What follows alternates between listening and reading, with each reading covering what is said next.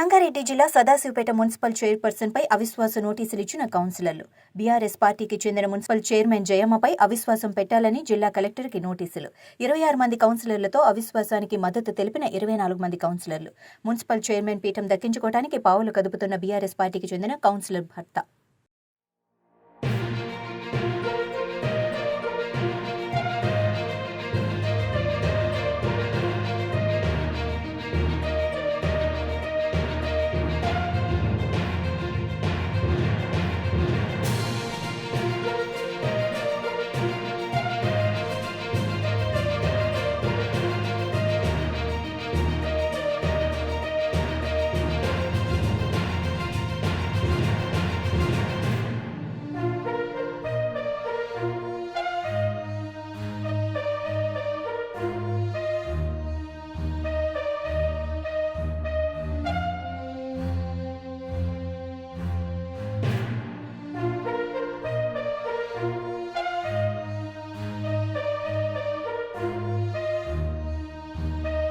పాత చైర్మన్ తోటి మాకు ఎట్లాంటి పనులు కాలేవు, అందుకని మేము పన్నా పార్టీని కొత్త చైర్మన్గా ఎన్నుకుందామని కలెక్టర్ ఆఫీస్కి వచ్చాం. మేడం, మీ municipality Sadashivpet municipality cooption member. ఈరోజు సదాశివపేట మున్సిపాలిటీ నుంచి చైర్మన్ మీద అవిశ్వాస తీర్మానం పెట్టేటందుకు కలెక్టర్ ఆఫీస్కు రావడం జరిగింది.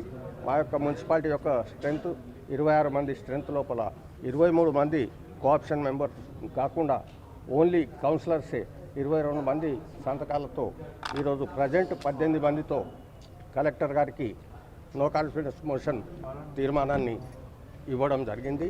ఆ తర్వాత వాళ్ళు డేట్ ఇచ్చిన తర్వాత ఆ డేట్ ప్రకారంగా మేము పనిచేయడం జరుగుతుంది.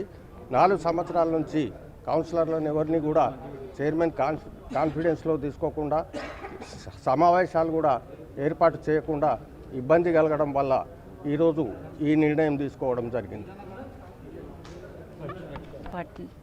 అన్ని పార్టీలు నాకు సహకరిస్తున్నందుకు వారికి ధన్యవాదములు.